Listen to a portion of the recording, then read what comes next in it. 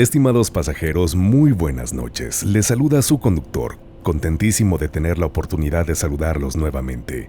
Espero que ya estén listos para recorrer otra vez junto con su servidor la desolada carretera, hoy con aterradores relatos de amigos imaginarios, doppelgangers, tesoros enterrados y por supuesto, un tema que siempre resulta muy pero muy aterrador, que es el de la Ouija. Así que si se atreven, espero me puedan acompañar hasta el final. Por favor, inclinen su asiento, abrochen su cinturón y relájense. Estimados pasajeros, favor de abordar, ya que aquí comienza otro viaje a través de la desolada carretera, con rumbo hacia lo desconocido. Primera escala. El gótico. Muy buenos días, tardes o noches, conductor y pasajeros. Hoy es mi intención compartirles mi relato con ustedes. Este inicia en mis días de escuela. Ahí tenía un compañero que se sentía gótico, según él, y todo este rollo del ocultismo le fascinaba. Tanto así que se aprendía nombres de demonios, y en Facebook, su nombre de usuario lo combinaba con el nombre de alguna de estas deidades. Es necesario precisar que su hermana parecía haber sido cortada con la misma tijera. Ellos dos un día se sintieron bien machines, como coloquialmente se dice aquí en México, y con una de sus primas se las ingeniaron para conseguir un tablero de Ouija. Y la verdad no sé qué mirarían, pero se aterraron textualmente. A partir de que jugaron, lo que les puedo decir es que faltaron a la escuela, pero días después, cuando finalmente regresaron, lo que dijeron era que algo los había asustado. Sin embargo, no quisieron darnos detalles. Ahí entendí que muy probablemente lo que ellos no querían era revivir aquel momento tan aterrador que los sacó de sus cabales. Pero esto no quedó ahí.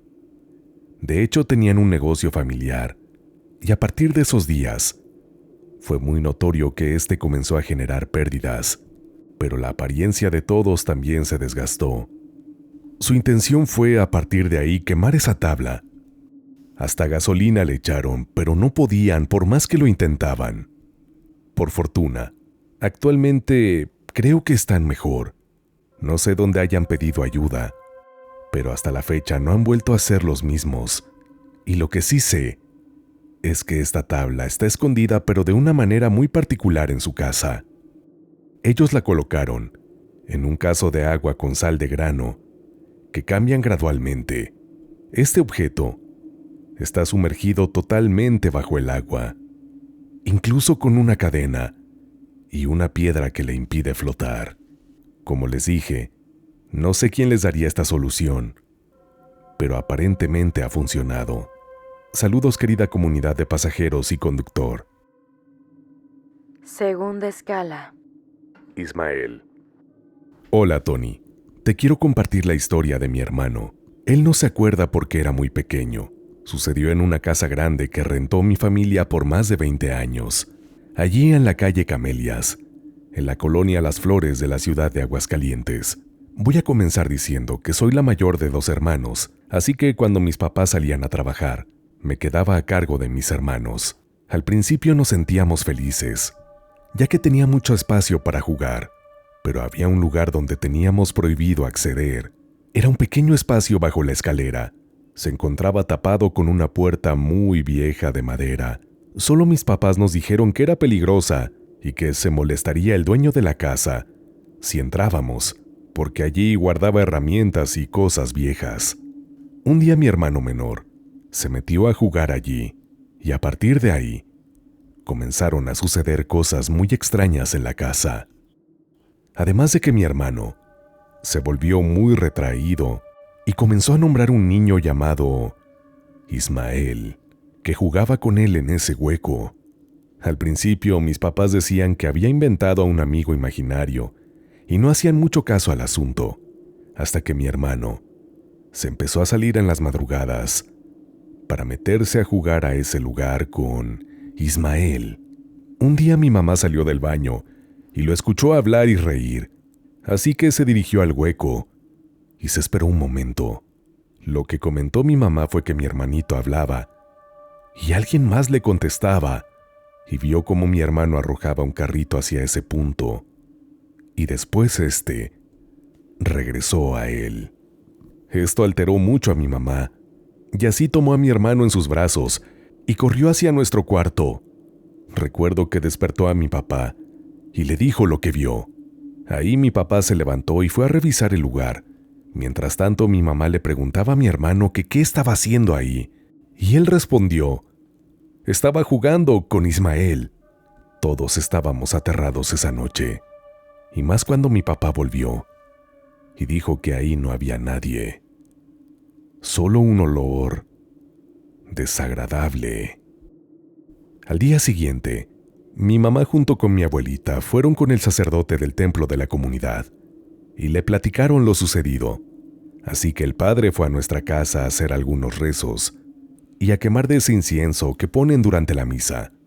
Puso agua bendita y le dijo a mis papás que era mejor que nos fuéramos de esa casa, porque era algo maligno lo que había ahí.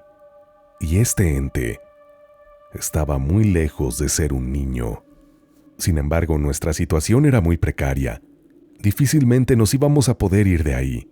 Así que lo que hizo mi papá fue poner una cadena y candado a la puerta del hueco para que ya nadie se metiera ahí. Pero lejos de mejorar la situación, empeoró. Primero mi hermanito amanecía con golpes y arañazos, y después mi otro hermano y yo. Esto provocó que le mandaran llamar de la escuela a mis papás para cuestionarles por qué estábamos llenos de golpes y rasguños. Fue muy triste esa situación.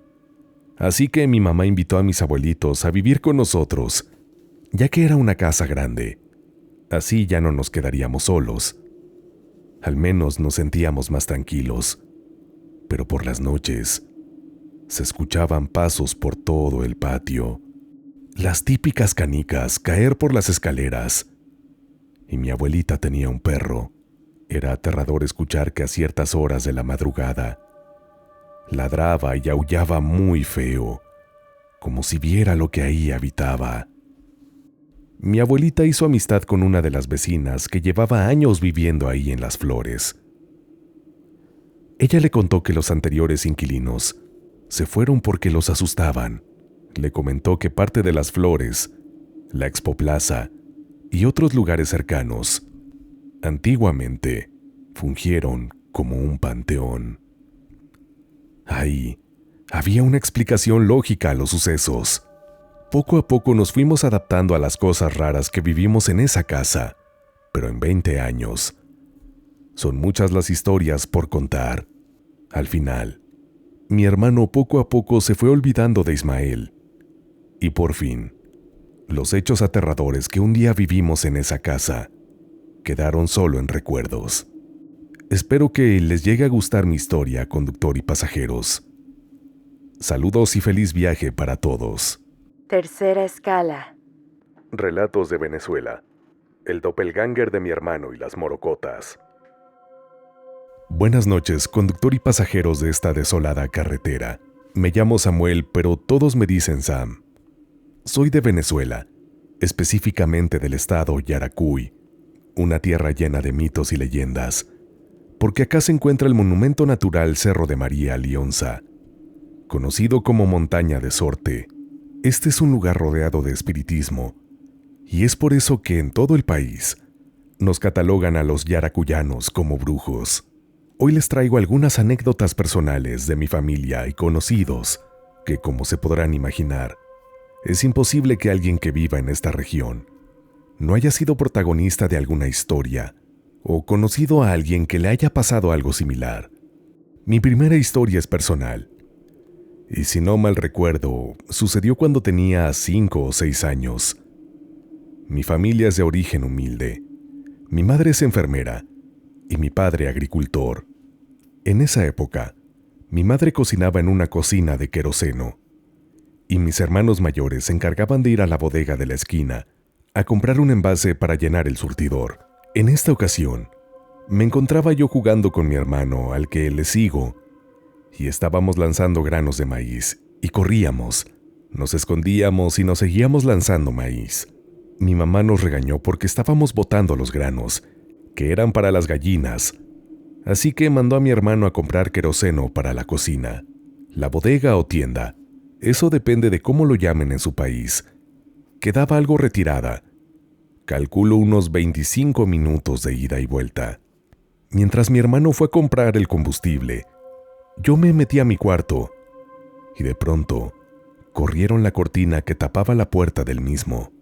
Era mi hermano, o eso creí yo, pero solo habían transcurrido como máximo 10 minutos de su partida. Pensé que no había encontrado queroseno en la bodega y se había regresado antes. Lo extraño es que, ni corriendo, pudo durar tan poco tiempo su traslado. Digo que era mi hermano porque tenía puesto el mismo short rojo, sin franela y estaba descalzo. Cargaba un puñado de maíz en su mano y empezó a lanzármelo con todas las fuerzas. Lo notaba por el movimiento tan rápido que hacía su mano, pero lo único extraño era que no sentía que me pegara. Yo cuando buscaba algún maíz para regresárselo, no pude ver ninguno. Él se reía de mí al verme tratar de cubrirme para que no me pegara, y sí alcanzaba a ver que gozaba al ver mis intentos fallidos. Pero ahora que lo pienso, él o aquello que estaba en ese lugar nunca emitió ningún sonido al hacerlo. Le pegué un grito a mi mamá diciéndole que mi hermano había vuelto a agarrar maíz y lo estaba botando. Cuando mi mamá me respondió, él solo salió del cuarto y no lo vi más. Fui a donde a mi mamá a contarle que mi hermano estaba agarrando maíz nuevamente y ella me respondió que él ni siquiera había regresado de la bodega. 5 minutos después, efectivamente, llegó con el queroseno. Le pregunté si había llegado antes, y él se me quedó viendo, como si yo estuviera loco. Le conté lo que me había pasado, y lo tomó como si fuera la imaginación de un niño. No sé si a alguien le ha pasado algo similar, o sabe qué fue lo que ocurrió en ese instante, pero fue como si mi hermano se hubiera desdoblado. El siguiente relato que quiero comentarles le ocurrió a mi hermana. Ella es mucho mayor que yo. Ella se casó con un español que vivía acá en la localidad. Como todo buen extranjero, siempre buscan la forma de cómo ganarse la vida en los negocios, vendiendo, sembrando, transportando y haciendo infinidades de cosas para ganarse el sustento. Mi cuñado, comenzando su emprender junto a mi hermana, alquilaron un local muy pero muy grande. En realidad le calculo unos 100 metros de profundidad por unos 30 metros de ancho, con decirles que almacenaban muchas cosas detrás y todavía se veía vacío. Ese local, en la parte superior está construida una casa que era del dueño de todo, pero al haber fallecido le quedó a su viuda y a sus hijos. Este sitio había funcionado como un abasto o tienda de comestibles durante muchos años atrás, o como le digan en donde viven, aunque les confieso que nunca lo había visto abierto. Tal vez fue cuando mis padres estaban jóvenes. Les cuento esto porque tendrá relevancia más adelante. Cuando estábamos limpiando el local, encontramos 2 cajas de teteros o biberones de vidrios. Eso nunca lo había visto. Revistas de los años 1940. Incluso para llegar a la casa de arriba, habían 2 escaleras que se accedían por dentro del local, pero las puertas eran rejas y tenían candados. Sin embargo, cuando la curiosidad nos ganaba, subíamos a hurtadillas y veíamos cómo estaba amueblado porque no vivía nadie, pero estaba completamente amueblado y se podía ver desde la reja. Habían unos muebles antiquísimos, de esos que traían un plástico protector. Había un televisor de aquellos que tenían la pantalla redonda. Y la baldosa del piso era de cuadritos azules. En fin, todo era antiguo, como si el tiempo hubiera sido detenido en ese lugar. Por la otra escalera que estaba al fondo, pero muy al fondo, incluso no se veía sino al llegar al lado de ella, daba a una terraza que quedaba detrás de la casa como para sentarse en las tardes y ver todas las casas debajo. Luego de conocer el entorno, les contaré qué ocurría. Yo, como soy muy apegado a mi hermana, iba al local y la acompañaba al mediodía, después de haber salido de clases. Muchas ocasiones estando con ella, se escuchaban pasos arriba en la casa, como si alguien caminara de un lugar a otro, y del techo había momentos que caía polvo, como si lo que anduviese arriba fuera demasiado pesado, pero les recuerdo que no había nadie, y estaba todo cerrado. En otras ocasiones, podía estar haciendo el calor más fuerte, pero de todos modos, al subir en la parte de atrás, pasaba la brisa más fría que pudieran imaginarse. Pero lo más extraño de todo no era esto, sino lo que pasó un día. A eso de entre las 12 y 2 de la tarde, llegó un anciano al local, y en vez de pedirle algo para comprar, empezó a entablar una conversación con mi hermana diciéndole: «Este es el local del finado que, para efectos del relato, lo llamaremos Alfredo». Ella le dijo que sí. Él le dijo que él lo había ayudado a construir ese lugar, que en la escalera que está detrás, ellos habían guardado algo muy valioso. Allí, capturó la atención de mi hermana, no por lo valioso, sino porque nadie que no haya visto antes las escaleras no sabría de su existencia, porque como les dije, no se veían, sino hasta estar justo al lado de ellas. El anciano le dijo que si quería podía llevarla y mostrarle que era debajo de las escaleras, que si ella lo dejaba, le diría exactamente dónde está. A ella esto le dio mucho miedo, porque justamente frente a este local se contaba la historia de un señor quien estaba remodelando ese local y los trabajadores descubrieron un cofre o baúl, como le decían antes. Este objeto se desprendió de la pared. El dueño mandó a salir a todos de la casa y de la noche a la mañana se convirtió en una de las personas más pudientes de acá, con los carros de último modelo, con la casa más bonita, pero tenía una costumbre muy extraña. Salía todas las tardes en su carro a pasear por las calles de la localidad. Se preguntarán por qué es extraño. Es porque las historias dicen que era el contrato que el muerto hizo con él. Le pidió la vida de un familiar y además que lo paseara todos los días. Dicen esto porque de una manera muy extraña, en un accidente de auto falleció uno de sus hijos, el más apuesto y con el futuro más prometedor, aunque al carro no le pasó absolutamente nada. Desde ese momento, todas las tardes, salía en su carro más bonito y colocaba en el asiento trasero el sombrero del muerto y al lado la chaqueta del hijo. Muchos dicen que cuando colocaba estos objetos, en un momento el carro se bajaba, como si efectivamente alguien más se subiera en él, y el día que no lo hacía, cuenta la historia que el muerto lo atormentaba hasta casi volverlo loco.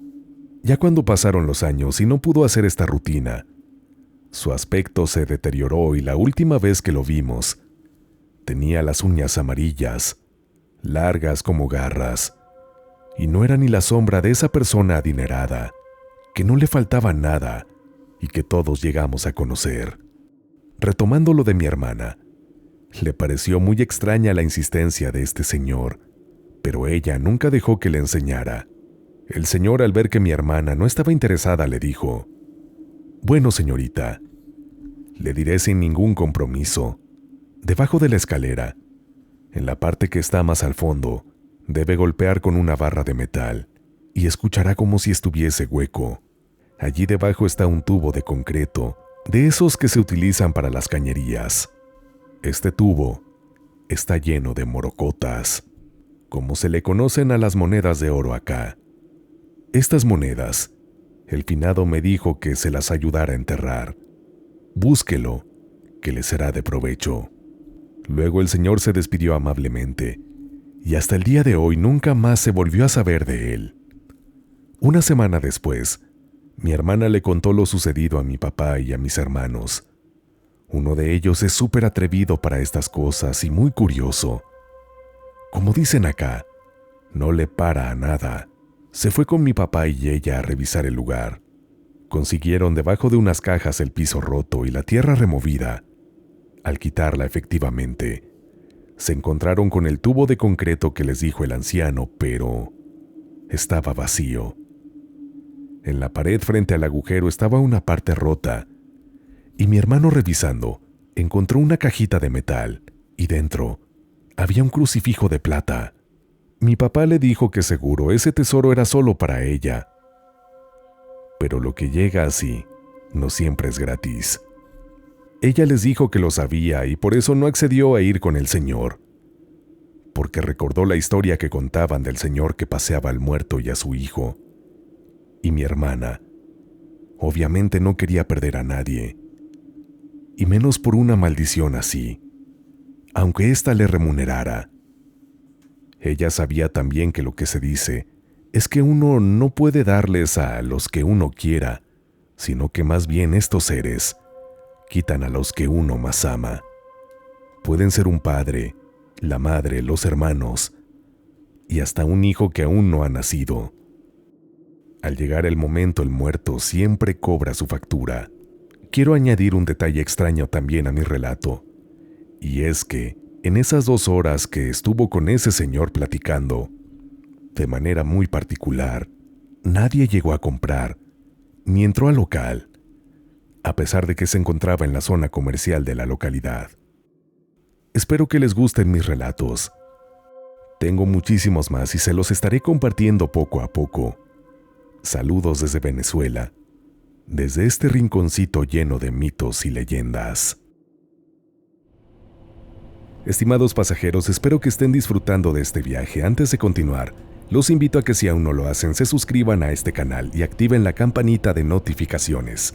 Así no se perderán ninguno de nuestros próximos viajes y podrán decir #Yo soy pasajero. Además, los espero en mi cuenta personal de Instagram, en donde nos podemos conocer e interactuar. Ahí me encuentran como LocutoniMX. Y su relato, por favor, compártanlo al correo midesoladoes@gmail.com. midesoladoes@gmail.com. De esta manera es como podremos seguir viajando a través de la desolada carretera. Estimados pasajeros, que nadie se quede fuera del autobús. Es momento de regresar, porque ha llegado el momento de concluir este tétrico y macabro viaje. Cuarta escala. La canción de la Ouija. Hola, comunidad de pasajeros y conductor. Mi nombre es Diego. Tengo 29 años. Este relato trata sobre la tabla Ouija, cuando uno lo agarra como juego. Esto le pasó a mi mamá y a sus hermanos, ahí por los años 70, justo cuando estaba de moda la película El Exorcista. Utilizaré diferentes nombres por respeto a mi familia, pero el relato permanecerá intacto. Esto fue en la colonia San Rafael, en la ahora CDMX. Mi mamá, a la que llamaremos Pato, y sus hermanos estaban en la etapa de la adolescencia. Mi mamá es la tercera hija de 5 hermanos.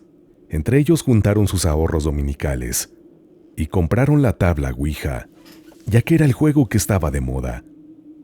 Muy ansiosos la empezaron a jugar y a hacerle preguntas, pero, curiosamente, solo se movía con 2 hermanos de mi mamá, su segundo hermano Jaime y su penúltima hermana Anilú. Era diario hacerle preguntas de un típico adolescente: novios, preguntarle respuestas de exámenes, amigos, etc. Y siempre contestaba, pero de ser un juego pasó a ser una adicción, a tal grado que cuando hablaban por teléfono a la casa, inmediatamente consultaban a la Ouija y les decía a quién llamaba. Nunca se equivocó, así que esto era algo fascinante para ellos, ya que les adivinaba todo. En una ocasión, llegó de visita un amigo de sus hermanos, y la empezaron a jugar. El amigo se burló ya que estaba incrédulo, y decía que eso era una farsa. Entonces, este chico, retando a la tabla, preguntó: ¿qué traigo en mi bolsa izquierda del pantalón? La tabla le dijo exactamente lo que traía. Traes 3 monedas, unas llaves, un papel doblado y una goma de mascar. El amigo, muy sorprendido, dijo: «Esto es del diablo». Asustado se fue de la casa, pero a los hermanos no les sorprendió esto, ya que era normal para ellos, y solo se empezaron a reír de él. Así pasaron muchas cosas, hasta que unas primas de la familia también compraron su tabla y, al igual que mi mamá y sus hermanos, se aficionaron a ella.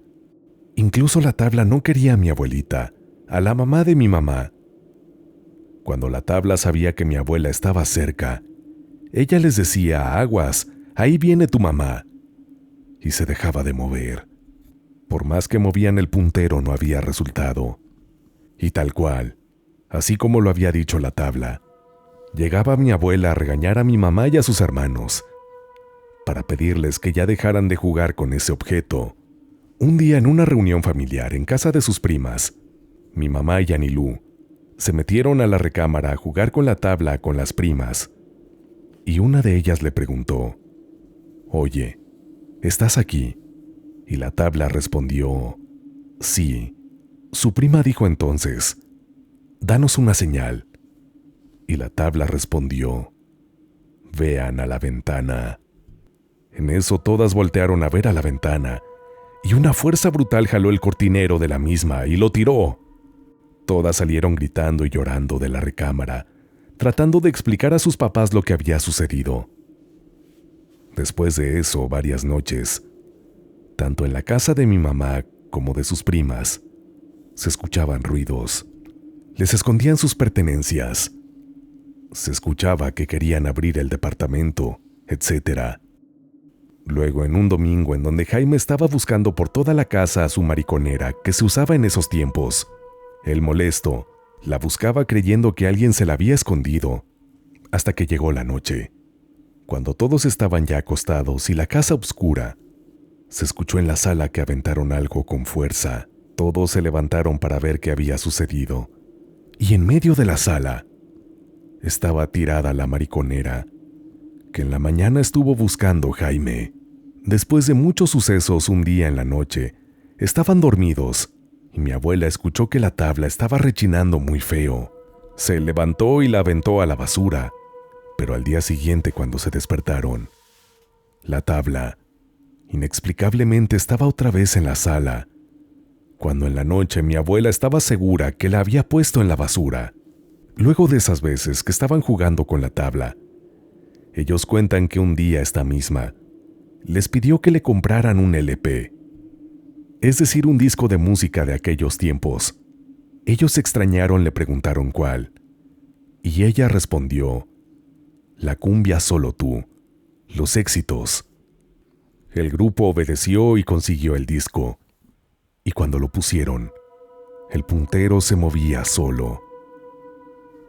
Otro suceso que ocurrió con la tabla fue que les avisó que un tío de ellos iba a morir, que se lo iba a llevar Susi. Ellos preguntaron quién era Susi, y la tabla respondió: «Es la niña que se va a llevar a tu tío». Efectivamente, al día siguiente hablaron a la casa informando que el tío acababa de morir. Después de muchos sucesos paranormales, mi mamá y sus hermanos decidieron quemar la ouija. Subieron a la azotea del edificio donde vivían y la empezaron a quemar con gasolina, y después de varios intentos no se quemaba. Desesperados, fueron una persona quien les dio una oración en específico y les dijo que así sí se quemaría. Con eso terminaría todo. Al regresar a su casa, volvieron a subir a la azotea y comenzaron a quemarla siguiendo las instrucciones que les habían dicho. Efectivamente, la tabla empezó a arder. En ese momento, la hermana menor y Jaime se asomaron a la calle y justo en el instante en que la tabla estaba quemándose, vieron salir del edificio a una mujer que nunca habían visto, vestida toda de negro, con vestimentas largas y un velo negro. Esta mujer se fue caminando pegada entre las paredes de los demás edificios, hasta que se fue perdiendo. Mientras se alejaba, ahí terminó de quemarse la ouija. Hace unos días mi mamá y sus hermanas volvieron al edificio donde vivieron estas anécdotas con la tabla. Al salir de ahí, dicen que las tres se empezaron a sentir muy cansadas y algo raras, y obviamente, también se les vino a la cabeza el recuerdo de sus padres, es decir, mis abuelitos, que ya no están con nosotros. Sin embargo, ese edificio esconde aún un misterio, ya que después de su vivencia con la ouija, siguieron pasando sucesos paranormales. Hoy en día, cada que pasamos por ese edificio que fue testigo de lo sucedido. Porque es extraño, pero también se dice que la colonia San Rafael y su colonia vecina Santa María la Ribera siempre se han caracterizado por sus historias paranormales. Otra cosa es que con la desesperación de querer quemar la tabla, nunca se cerró la sesión. Me pregunto si, hasta hoy en día, aquel ente o espíritu que la habitaba seguirá rondando las calles de la colonia San Rafael. Quiero decirles, conductor y pasajeros, que ahora, cada que llegamos a escuchar esa cumbia, solo tú, en mi familia le llamamos la canción de la Ouija. Pero el misterio es el por qué le gustaba precisamente este tema al espíritu o ser que estaba en la tabla. Me parece que por derechos de autor, al conductor le resultará imposible colocarla en este video. Pero ahora, conociendo este detalle de mi relato, ustedes se atreverían a escucharla.